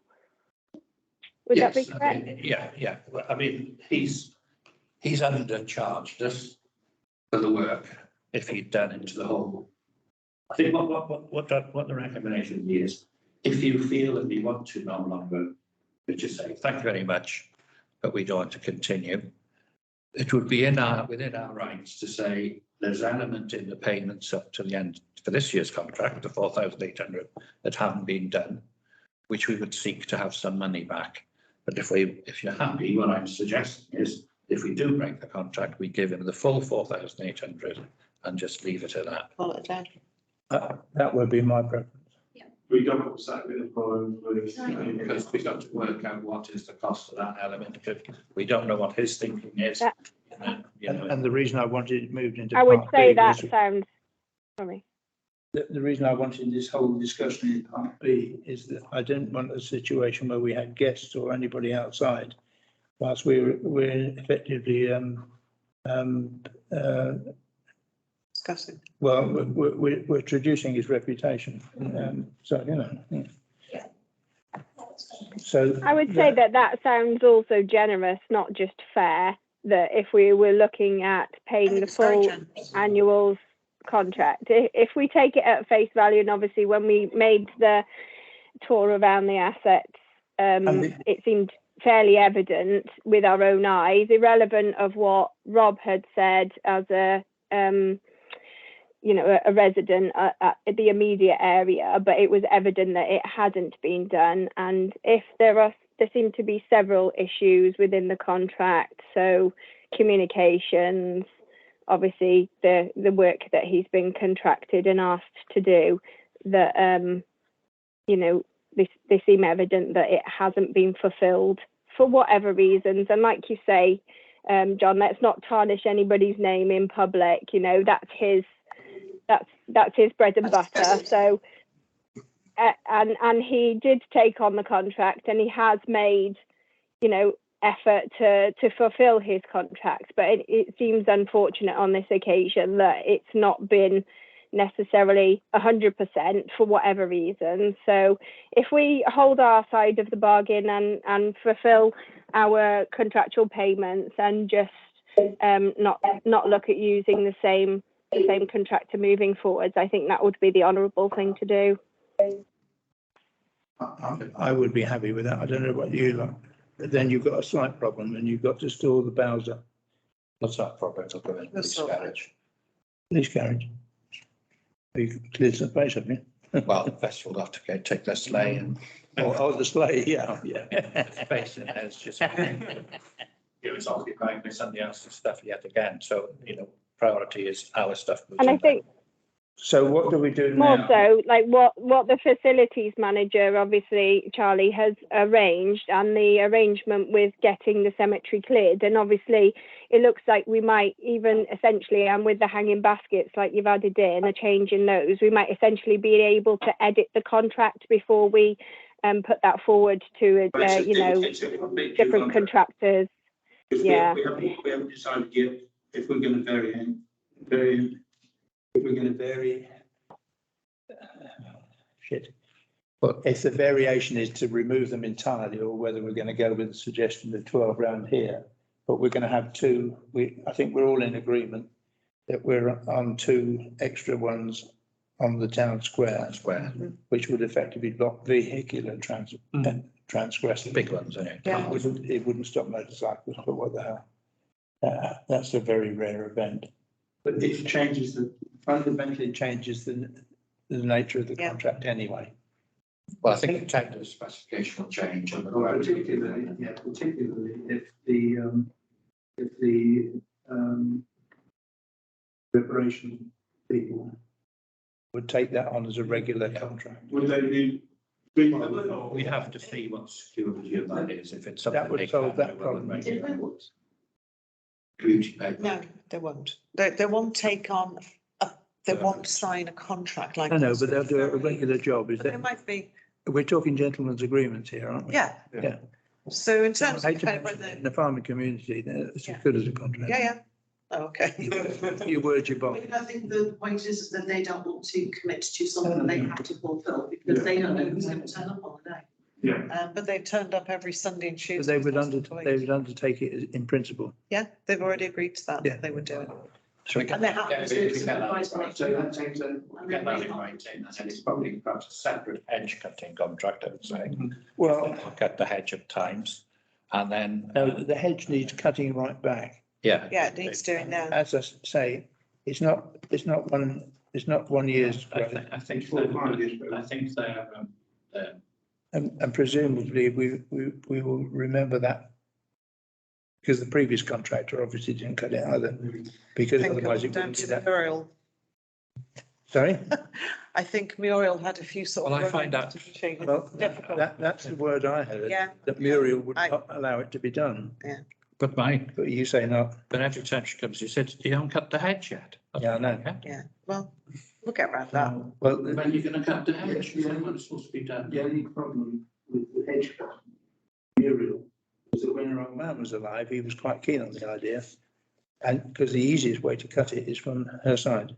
Yeah. And the quid pro quo was that you had to cut the bank I've actually been up there. at the same time. I've been a couple of times to try and catch her, to have a chat with her and see about getting just. Long term is take the I'll make hedge her a out. cup of tea or something. I think that's probably the best idea. if you don't mind me following that up. Yes, I'll come back to Thank you. you. So I think there's an element, I think there's an element there that Councillor Morris mentioned before, that it would be good to implement that we just take some pictures of befores and afters, so we, Yeah. we don't hit this kind of stalemate again with any new contractors moving forward. I think. Can I just check that you propose and seconding that we We terminate? haven't voted on it yet, but Yeah, but it's the proposition will be that we pay up his full contract for the end, for this year. Just for this year, Yeah, which just is for this year. 4,018. 4,800 and The balance, whatever. then, We retrieve the balance. And on the basis that the contract is changing substantially. so contract section breaks, Yeah. invoke that clause with him, okay. And what's that? What's it? 7. Well, which stipulates council got additional any powers above, because there's others we could do, like, Yeah. not happy with his work, it's not that one. It was just that we want to give 3 months written notice, that's it. That's it, yeah. So we've got plenty of time to give the notice and then pay. And the reason is that the contract is changing so substantially. Well, we don't have to give a reason. No, okay. We'll say, But if he asks, what are you going to say? I'll just say, well, Yeah. there's no, don't have to give a reason. This says it's, without prejudice to the rights of the parties to prove notice, so it's no prejudice in this, so we're not. Okay, yeah. So there's no need to engage into any dialogue. No, that sounds fine. As a working principle then, the idea is that there was is there a metal bar hedge there? I think there is in I don't know. I mean, I'm just thinking ahead though, we need to do something with it. There's lots of headstones, we could put a headstone, and do some places up on the bank and make it, it might be easier to say, just to look at what the options are to remove the hedge altogether. I think removing the hedge. Liability. And then just cut back, The bigger Obviously, you've got the bigger property, you've got the laurels, And they need to come down, and I don't think think we need to get a tree surgeon or someone to look They at did all say those it's been trees. dumped, it looks as though it's been dumped, they've cut into there, there's been Oh, rubble they, dumped. yeah, sorry, David, the guy that has been doing this, said it looks like somebody has chucked over corrugated sheet in that is possibly asbestos. So he's going to check that out before they do anything else. He said it looks like somebody has been dumping stuff over the wall into Pennybryn. Somewhere. Not sure. Well, you, That's what I'll check out. so there's only Rob Taxi or these on Yeah. the other side. I know, but we can't go accusing people because it might not be them. You know, could have been, I don't know. While we're at it, shall we take steps to ensure that Rob Taxi doesn't create a right of way? Well, it's been told there's no right of way. Yes, I know, but he's still using it then. Well, yeah, but His dogs are still been cracking. told there's no. The right of way wasn't created by him. I know, wasn't it? It's created by He's Mr. the owner of the property. Harry, Yeah. and was told. And it should be on his deeds and there's no right of way anyway. Well, should we look into that or? I Well, mean, being he told knows, there's no he right, knows. he does know legally that there's no right of way. Well, there is no right of way. Yeah. It won't be on his deeds, but whether he chooses to walk Yeah, but there across is it- that thing where if you use something for more than 7 years or something. 10 years. that Yeah, you- but 20 people have to pass and repass for obviously. He's going to get a lot of people coming up his backyard on a regular basis over 12 years or whatever. Yeah. I just think it's leave it go for now. It is. Okay. Yeah. I think it's some things. Homer Simpson, something's too difficult, it's not worth doing. And that is one of them. Okay, so, We dealt with that. Sorry, I don't want to appear to have been too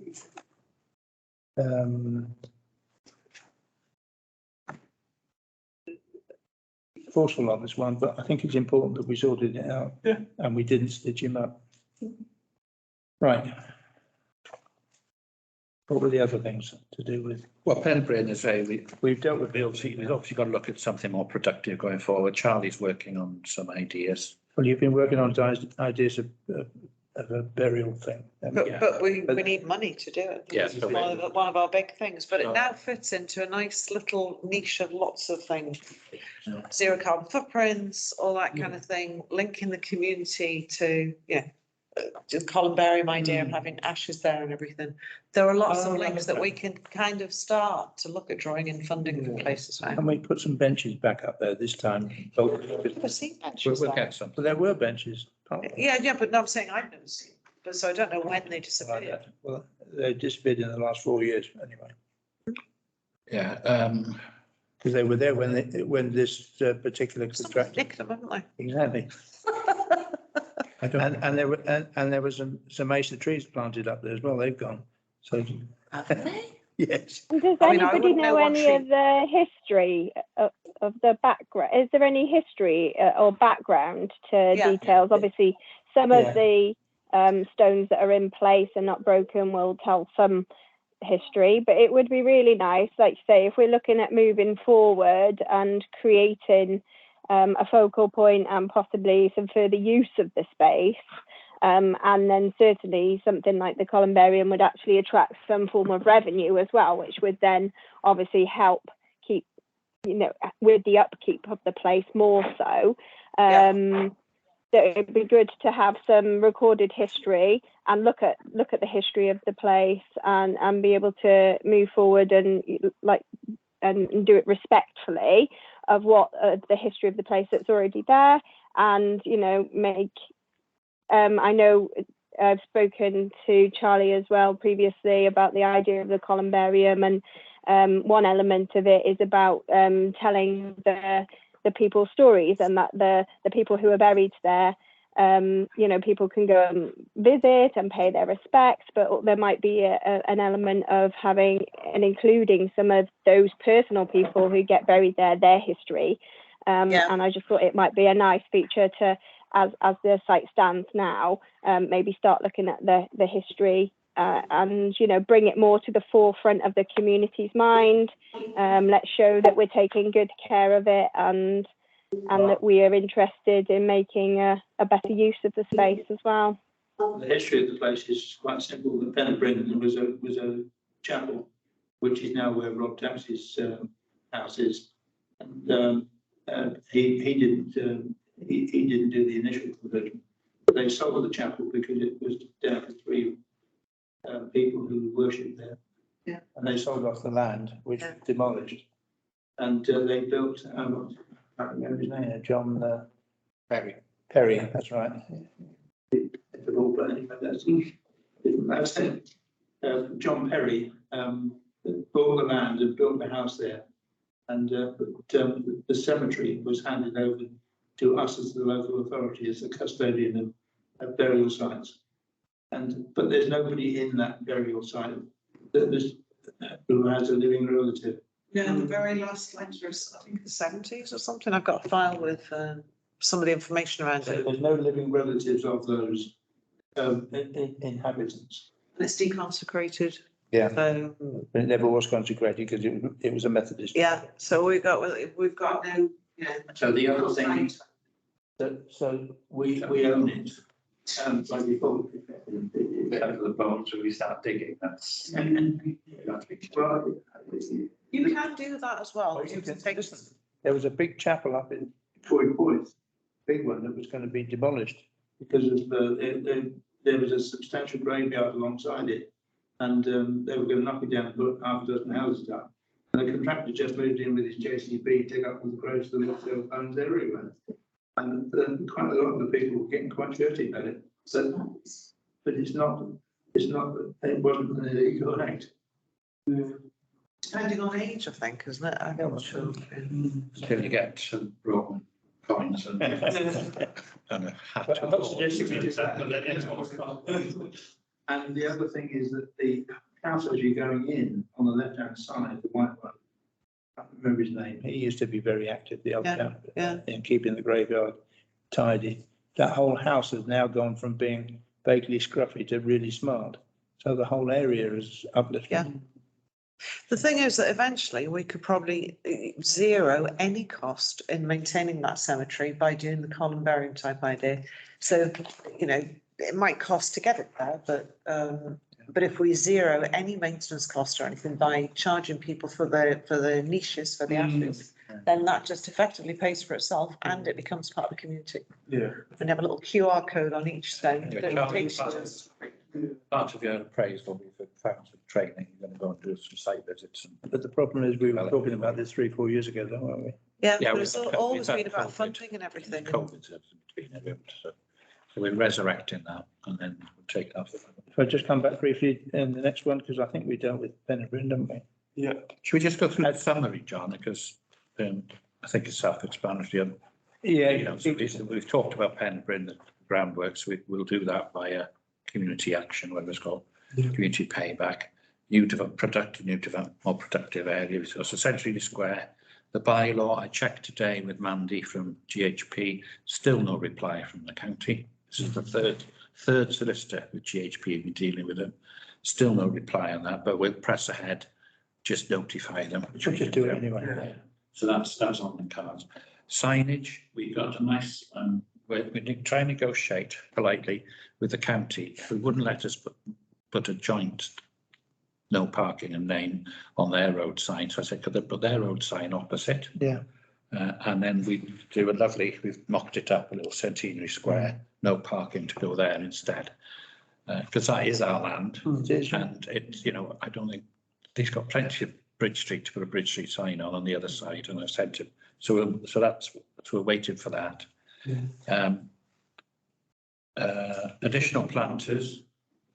We were looking at the design the other day. Yeah, we're thinking of getting wooden to match the wooden slatted. So Single story rather than multiple. get loads so that Doesn't give the vandals a chance to distribute all the plants. they might be expensive, but we'll have to cost those, but we'll get on and do that to say, they'll start the cars, hopefully. We don't want to, it's a balance between keeping it open, but also restricting access. We don't want to make it like all the, you know, get your wagons in a circle, because we might as well fence it off, and that's not what we wanted. But No. so we're going to cut, so we're working on that, but we still have to address motorcycles. Well, yeah, The creation of housing facility direction, that's going ahead. Tidy towns have been, we've just whacked a stake in today. We had a donation from somebody, I can't remember, was it Griffiths, of a liner to go in What was this, sorry? for the Christmas tree. Yeah. So they're going to clear the corner of the, slow growing Christmas tree. Yeah, that's going to, the smelly stuff, lavender. The lavender's, because that really wasn't, that was just put in. That's knowing really, I won't go into that. It's not really matching, so that's going to come out. Just sort of in that centre will go the permanent socket, as it were. Councillor Suzanne did a shout out on social media for trees, so we got lots of people off trees. Don't know whether we've got to pay for them. Councillor Felton has agreed to give us 2 small tree replacements. So for every tree we cut down, we replant something somewhere else. Probably up on the bank at what you call it, the recreation ground. So it's compensatory. The Christmas tree, Stumpy, or son of Stumpy, because we had Stumpy and Stumpy was a short tree, died. So son of Stumpy is going to be moved to the far end, because it's again by the riverbank. It's a bit bare there. They're going to put that there. They've got some small, what they call them, narcissite daffodils, is it? So they're going to plant a few of those just scattered. And then in time, in the spring, we'll report back on this, but as part of the protocol we adopted for the death of Queen Elizabeth II, we said we would plant a memorial tree. And we sourced, there's an Elizabeth Acer. There's also an Elizabeth Magnolia tree, but that's bushy. So we thought of getting an Acer tree, which would then go between the first and second row memorial on the bank. And Derwin will be happy to match some of the plants. There was a lovely coppery bronze coloured planting behind the second memorial, which is gone really. Because when we first got it, if you remember, we had that installation of the poppy, so people trampled over that. Then you had loads of Christmas trees put in 1 year, they trampled, so they didn't have much chance. So in essence, we'll have that area cleared. The tree goes up and down every year, so so I said that's progressing there. We will come back to the, as I say, the Elizabeth tree in time. The loose slate coping stones on the bank, all using grip adhesive. John Kennedy came and we trialled one, and both he and I and David Davis. We tried to spec. We haven't walked them yet, but at least I've been over there this evening and getting it, and you can't. with full force I can't shoot it. So we'll get that and we'll do that ourselves. Charlie and I can do that. So we that can organise a work party. yeah, fine. We have to allow half and shoot the first lab. So then, as I say, floral displays, we'll reduce the hanging baskets. Question is, do you want to add a few more to the town hall? So Do we want to remove them altogether as we originally decided, or we're going to put a few around the town hall? Quite nice to use some. Try and get 12 around the town. We've got baskets already. None up Castle Street, none on the bridge, none up Abbey Road. No, just on the town. Should we use that? Sorry. Thank you. So I had, just in relation to what we're discussing now, I had a couple of items that I wanted to add if possible. So I had a conversation with Gareth and in fact Charlie when Councillor Rush lost her husband recently. And I've had a subsequent conversation with Councillor Rush, and I wondered if it could be put forward to the other councillors that we put a memorial tree in memory of James Rush as well. And our councillor Jen was very keen on the idea, with James having been in the tree business. And Councillor Felton also agreed that he would be able to donate a tree that would be appropriate species for the area. So if that could be included when we were overhauling that bank area, so to speak, I think that would be really nice in memory of James Rush, if everybody was in agreement with that one. And then furthermore, sorry. Where are you going to put it? Because it's pretty crowded over there. That's the only thing I would say, is that you've got to think, well, it's okay planting a tree that big now, but in 40 years' time, we're going to have a massive tree that's going to, roots are going to start getting over. So I think I would definitely agree, definitely plant a tree for him. Maybe not the memorial would be the ideal place for it. Yeah. Well, we have got the option of the recreation ground. Yeah. But the recreation ground will be, if they don't But mind. we'll do a tree planting report, as I said, and I'll include that in that for the Yeah. spring.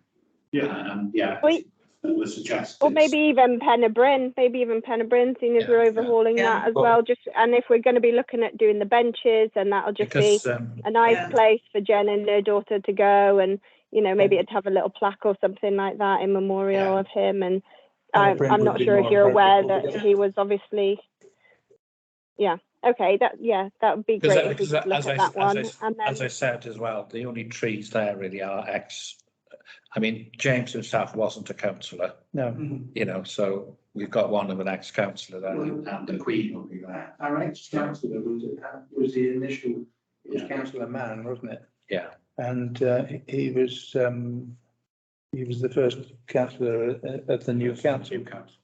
When it went from Llangollen Urban District Council to Llangollen Town Council under the And as I said, Country Act. to me, it should be, it's a limited space, Yeah. so it should be for those kind of civic. You know, whilst he was married to Jen, he wasn't a member of the council, but as I said, I'm sure we could put a pen and print. Two James with the Queen. I know. Me too. I know, but you know what I mean? It's really it's going to be difficult to stop anybody else, that's all I'm saying. We'd like to put more intrusive. But actually, it'd be nice to have a tree bank up there, because The little one will eventually probably be going to school up there as well. Then that, No, that'd be that, that, yeah. I'm not saying we shouldn't Yeah, have, that'd be nice. just saying where and what the purpose, and that bank could end up with What loads. we're discussing is planting it on Centenary Square, and that it wouldn't be appropriate, I don't think. No, Yeah. that's why. Without putting it to, I'm so sorry, I'm going to have to be excused. That's okay. have we done this now? thank you very much. But we'll put it in the report, it's not, won't be forgotten, I promise that. Legally, we've got 8 minutes. Yeah, complete the slate repairs, well, they've been done, but we'll continue that, there's still an outstanding slate, we put into slateability that did the work before. They've come in with a price, I think it's about £800, cherry picker 2 people to get all the way up, which is quite expensive again. But we may be able to share that cost with Sean, because Sean's got us done, so we can see whether we could, while they're here, whether Sean could contribute if they clear the gutters. Flat roof repairs, which obviously wasn't the flat roof afterwards, but we're still, you have the architectural report to say it's beyond its useful life. So that will continue now. So we've asked him to come back, and that will be in February. This moratorium, we'd like to be happy to endorse that we've done it before. We'll say you've got until X, and anything left after that we will dispose of. But we need to do that. Yeah. Oh yeah, we will. Yeah, we're going to try and tie it in with the skip, but If there's any wreaths in there, there shouldn't be anything in there, should there? no. I mean, we got a bit of a problem because we've got the slabs, What's that? York stone slabs. Yeah, in the but main garage. they're not in the mortuary. No. So we need to clear all that out. And then continue to reduce energy consumption and better insulate the building. I came up with a bit of a brainwave, and I think brainwave, I'll talk to myself, but perhaps we can cover that afterwards. Project purchase of lighter banqueting chairs, so we have budgeted. Cheap. Back everything. All right. Someone's blocking me in. Oh, they'll be upstairs for me. 20 clothes. So when you get to, the budget is coming to the council next month, and I have budgeted for lighting and new banqueting chairs for next year, but Sean says we Say lighting. some of the replacement, a phased replacement of LEDs upstairs, based on what Ollie's supplied us, but you know, that it's in the budget, but it's subject to change. But Sean is willing to also, there's £4,000 in the Friends budget, so that could go towards the chairs. Well, I think we need to proceed. That's why I wanted it on the agenda. That we need to proceed on the basis that we will purchase those. All right, well, we can do that this year then. And it's a question of deciding which one to purchase. Yeah. If it costs 7,000 or 8,000 quid, if it's in the budget, we can back pay that. Yeah. Yeah. Because we went on a trip to, I never remember the name of the bloody place. Market Drain. Friend, there's a place there, there's a community run theatre and all the rest of it. and they completely did their seating by flogging a chair to on the Aggie's memory, you know, with a sticker on the back. So you paid £100, didn't it? Well, we can progress that, buy as many as we can. Or to buy the whole lot. Didn't And then- you say that yeah. you were getting a sample chair? I hope to get a sample chair. Once you say it's okay, we'll get a sample chair. We'll take it. We still need to have the money available and we need to proceed on it. So if you agree that that's really our work programme for the next, Yeah. till the financial year. Yeah. That's fine. I think so. Yeah, I was hoping in part B, we would have had an update on the shop. Shop, I've had to, yeah, that's like, shop situation is, I've written to, GHP, it's gone to Mr. Waters, Mr. Waters dealt with Jones's, they left us in the lurch. So he is, and we did win that case, although we didn't get the money, that's another story. He has asked for information, he asked for how we treated the other tenants. Did we offer them a similar rate? Well, I'd be able to furnish a letter showing that we said you could pay over, the next 12 months, which I said difference is they all agreed to it. Luckily, I did everything without prejudice, so not really said anything. He then asked for a statement of, I think I misquoted the base rate, because we can charge back rent dues, I think it's 3% of that rate of the NatWest Bank, so that was 3.75%. So I've done a compound interest calculation. So with that, the £8,000 debt is actually worth £15,000. So I don't know why he's doing that, because we just want to foreclose, but I presume that doesn't mean we can't still go for the money. But then he'll tell me why. He wanted the other breaches, so I sent pictures of the trolley that's still, the hand cart, it's still put outside, even though it's close under the feeling was that now it's close under the balcony, which was a canopy, that it's within the curtain. And the whirligig displays outside aren't supposed to be there. So it's just gone over to Mr. Well, Waters. it's more now. important that the Liberty Tavern's crap is sitting in there. Oh, yes, he's had a picture of the box. He's had a picture of the. One of those red things out there with the overflowing pizza boxes all over our yard. Because it's his bin, and everybody calls it Liberty Tavern bin. He's tried to deny his flags in it, but we've seen his staff come in with bottles in, everybody knows it's his. And it's a huge bin for a shop that's doesn't sell pizzas, bread or anything. Wrappers. So it's in the hands sisters, and we just have to wait and see. I did in the last email say, have you actually contacted Mr. Brennan? Does he know? Because I've said we were, so I'm not sure if he knows, because I think he's relatively quiet. He's not a shy person. So I just thought, not that I would want him to suddenly a tenant that we could do without. There's been nothing but troubles with so long. Pushed about away. I mean, what he wanted there, he's got in Liberty Tavern. And I think he's trying to get a mic. He's trying to move it towards what he's got. So we'll just have to wait and see. But it's like all these things with solicitors, it doesn't move as fast as I would want. We're not. I mean, apart from the back debt, he's still paying his rent every month, so we're not out of pocket now. It's just that obviously the residents of this town have subsidised him over. And what's annoying is he's got sponsorship placards up at the football ground. He's putting on his cheque signings I see on Facebook page, and he's so it's again, I just feel it's he's given money away, He's taking the piss. which isn't his. He's not willing to pay us, but he'll give money to people. Mr. Nice Guy, look at me, but it's unfortunate, but there you go. I would definitely remind him that Yeah. we're all chasing 8,000 up on it, but if you continue this rhetoric or planning. I'm just going to formally close this meeting. Yeah. And then we can continue talking.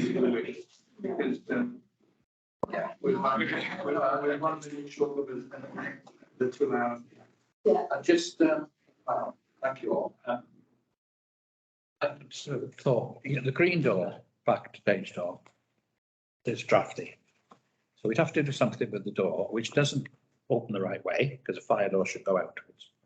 So I just thought, if if we took the door out, created a new seal door inside and the other door lobby and make a lobby. And then the fire door would be pushed out from where the stairs and then a bit of reconfiguration. I don't know, big thick wall, but Trouble is the other door is very close to it though, isn't it? yeah, but that one comes in, same to the office. But then because like this here now, like the Ryan today needed broadband. And we said, yeah, you can come in, not a problem. But if instead of having this, you could have an immediate little ante room. So if you want to do clinics, and then you could all have a lock to get in and you're straight in and you have kitchen, toilet. It's a nice little room. So you haven't got to go through the big door of opening the main door. Leave that open for people to come to that side room. So, and then. So would you leave the external door there? You'll take that out. We probably have to have some, to stop it being a Urine or as Charlie pointed out, That's the only thing. some kind of perhaps a railing gate. There's no problem leaving that in situ, is there, and having an internal door? Like the old fashioned storm door? So the buildings It's that just we'd have to put a new door in, and I just think if we did a proper nice door instead of sort of an internal door, even a glazed door, so looking up the stairs, it would stop the draft. You'd be surprised how much money you took for that. Yeah, but I mean, we still have to do the door and then another internal, just doing one door. So if we, just an idea that, and then we know that backstage, because there's a heck of a draft on that. And we need illicit building consent as well.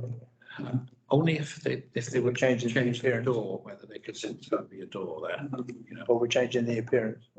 Yeah, but I don't think, Because we're considering it was used to be open when it was first built, it was all arches. It was, yeah. That it would give that appearance again of a bit of a, it's not an arch, it's square. But we thought we'd quite get that cost. It's end up looking like X out down the road. Yeah, the nice glass door like this. When you look in, you can look up the steps. It makes it a bit more. Yeah, you need, I think, an external gate of some sort. Yes, it just be cigarettes, ciggies and sleeping, yeah. But that could be done, so it just a sort of, perhaps one bi-folded or just folds back when they're open and then just closes. Even an old French lift door, thing, the gate thing. But I just thought, you know, if it's just one door, that's got to be. At the moment, we'd have to, an outside door that's got to stay open, that inwards, leave that open then. And it still doesn't quite work, does it? So that's what we're thinking. And then that's one area of draft reduced. But it does act as a funnel. You're going to contact the contractor, are you? Yeah, I'll write to it tomorrow and I'll just explain the position. How does he get paid? He just, You'd ask him for the final invoice for the outstanding, so just a single invoice, which the outstanding amount she owes, and then we'll pay that one that, and that's it. Have you done? Charlie signed the minutes. Brilliant, thank you very much. Cheers. Have a good evening. That's right. Thank you. Good evening. Have we not got the minutes from last time?